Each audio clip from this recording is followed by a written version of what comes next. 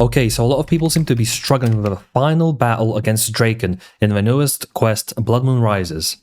Trust me, I was one of them, so I thought I'll make a guide with all the info that I have. First, quick Invy setup and explaining what the pots do, because they're slightly different. First, Authority's Aid. It's a ring that, when worn, will increase your damage by 10% and accuracy by 15% to all vampires. The ring works on Drakan as far as I'm aware. Next, rank Frothy Potion. Its effects are identical to a super combat potion. Rancid Slimy Potion. These are just your brews, but instead of reducing your stats by -14, these only do -1, so these are really good. Next is Foul Chunky Potion. These are your restores with the addition of Prey Regeneration as well, so these are also super good. And last but not least, Jar of Congealed Blood. Drinking this will completely restore your hit points and prayer, but you're only allowed to take one into your inventory. When I was doing the boss, my inventory had one combat potion. You can take a second one because restoring your stats back up is nice. 4 restores, 1 congealed blood, and the rest were brews. You can get all of these resources except the ring from the chest that's besides the door to the final battle. Mechanics. You will use all the mechanics from the previous fight. The most common is what I call barrages. You must learn to dodge majority of these to last long enough to win the fight. To dodge them, you need to watch the attack pattern he is about to do, represented by red and black flashes, which look like this.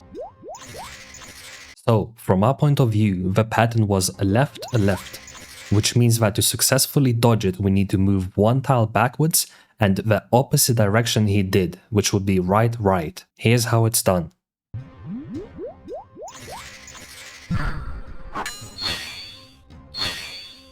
Here it is in real time.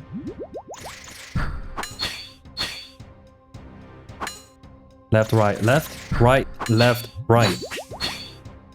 Now, the further into the fight you get, the more crazy this attack gets. Right, left, AoE, right, left, right, AoE, left.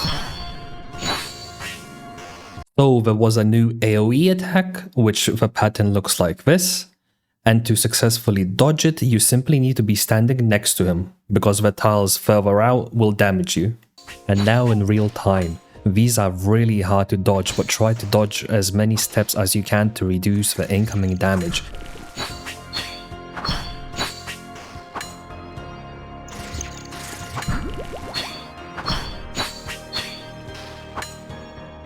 Next are what I call charged attacks. He will pull back his weapon and will charge for a second. There are 2 patterns.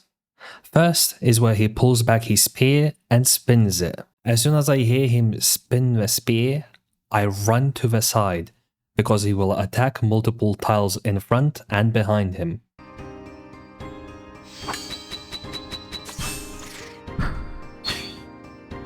Pattern 2 is where he pulls back his weapon but also twists his body. To dodge this successfully, you need to run behind him. Sadly, I don't have footage of doing it successfully, but I will still show you the pattern layout.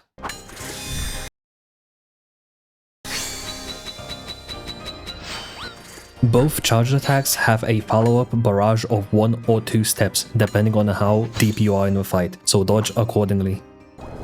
At the beginning of phase 2, he will teleport away, and in the east he will put down a bunch of blood pools. After a while, waves of blood will come towards the player from east, north and south. Try to stay west because I find them easiest to dodge. When a wave is close to the player should click behind the wave to roll over it. Try to not run diagonally because you cannot dodge diagonally. These waves usually deal about 16 damage and turn off your protection prayers.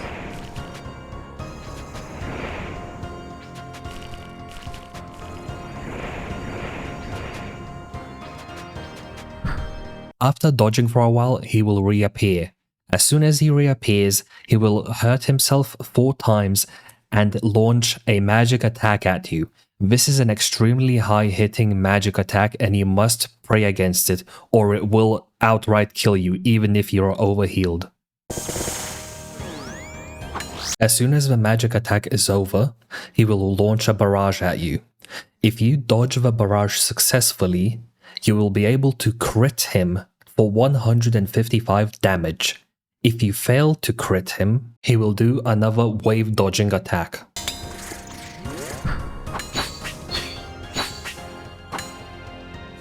After reappearing again, for a while he will be able to use magic attacks, so make sure to pray accordingly.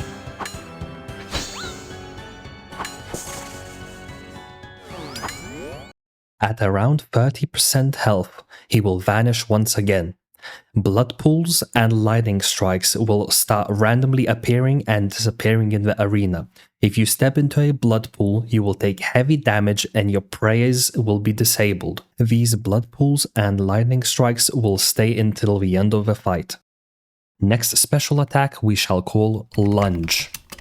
He will quickly appear around the player and do a 90-degree turn either clockwise or anti-clockwise. The direction that he ends up being in will be the direction he charges from. So in the video example, he goes from east to north. So he will charge at me from the north. Because he's charging at me from the north, I need to dodge either west or east. A trick to always successfully dodging this is simply rolling the direction he first appears in.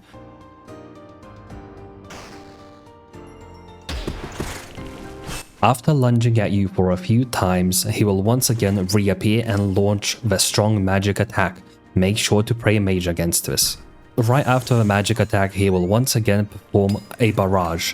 If the barrage is successfully dodged, you can crit him for 80 damage. He will repeat the sequence a total of 3 times, and every time you can punish it.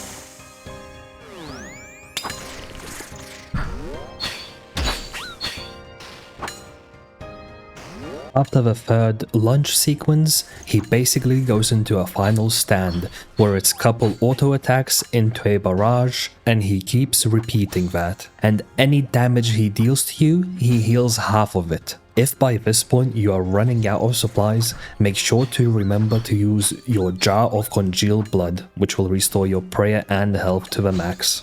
Good luck. Hey, if you're still here, thanks for watching. I hope the guide was useful to you and you enjoyed the content. So holy shit, Jagex actually cooked up an insane final boss battle, dude.